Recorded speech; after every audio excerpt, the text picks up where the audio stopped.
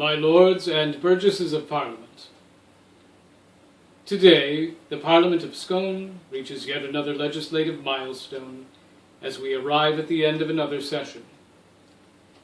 The Scottish polity continues to evolve, and the acts of this Parliament continue to reflect the priorities and objectives of a people committed to the democratic principles which have thus far guided us. The Scottish people are mindful that the maintenance of democracy requires their active and thoughtful participation. Only through such committed participation in the life of the community may growth and advancement come. Apathy, silence, and indifference are luxuries which a democratically governed people may ill afford. The success of a kingdom such as this one relies wholly upon the enthusiastic participation of those who pledge their allegiance to it. Freedom and prosperity flourish wherever conscientious and engaged citizenship guides the course of a community. In the world in which we live, we see all around us attempts by tyrants and terrorists to erode the liberties which many of us in the West take for granted. In recent days, the entire world watched in horror as the Charlie Hebdo massacre and subsequent hostage crisis unfolded in Paris, France.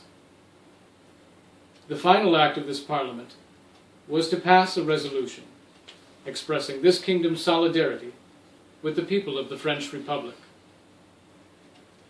Through this resolution, we join our voices with those of the entire free world in a loud and clear condemnation of the actions of those who would attempt to silence free speech through terror.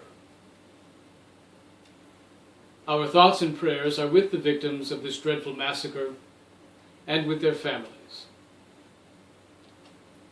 While it is natural, and perhaps even laudatory, to take offense when that which is held sacred by many is subjected to lampoon or disrespect, the appropriate response is the peaceful expression of grievance. A reaction which includes terror and violence, however, is never justifiable. My government advocates the triumph of hope over fear and of freedom over oppression. My Lords and Burgesses of Parliament, today we conclude the second session of this first Parliament.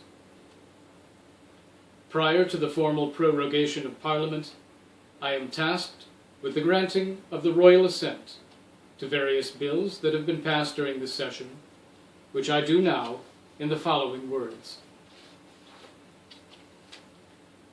James, King of the Scottish, to our right trusty and right well beloved the Lords and Burgesses in this present Parliament assembled, greeting. Forasmuch as in our said Parliament divers acts have been agreed and accorded upon by you, our loving subjects, the Lords and Burgesses, in this our present Parliament assembled, and endorsed by you as has been accustomed, the short titles of which are set forth in the schedule hereto attached. Yet the said acts are not of force and effect in the law without our royal assent given and put to the said acts.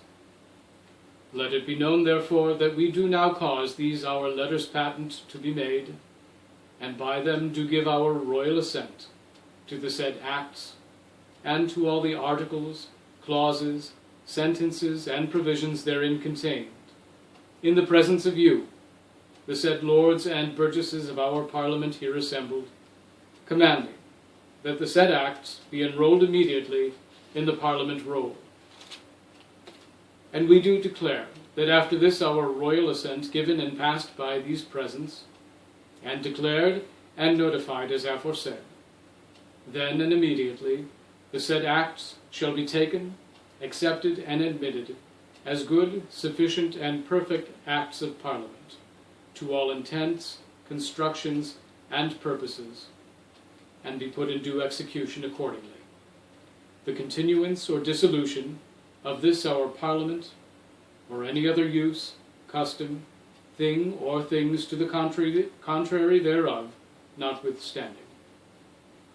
And finally, having been duly advised that the business of this session of our Parliament is now in every wise finished and complete, we do herewith prorogue this our Parliament to Monday, the 2nd day of February 2015, upon which date we do command each and all of you to reassemble here with us for the despatch of business, to treat, do, act, and conclude upon those things that in our said Parliament, by the common council of Scone, may, by the favour of God, be ordained. In witness whereof, we have caused these our letters to be made patent. Witness ourself at Aldkirk, the 14th day of January 2015, in the 2nd year of our reign. And the bills to be granted our royal assent are as follows. The Emergency Communications Act 2014.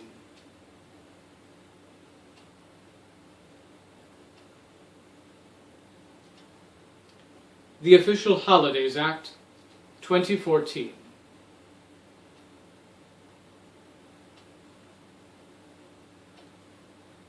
Le Roi le Vote.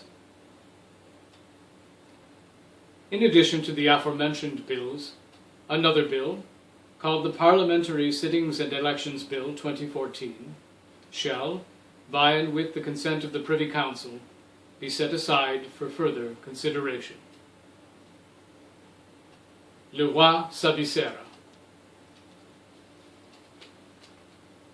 My Lords and Burgesses of Parliament, with this, Parliament stands prorogued. For your service during this session, and for your faithful attendance, I thank you. And I pray the blessings of heaven may be upon your councils.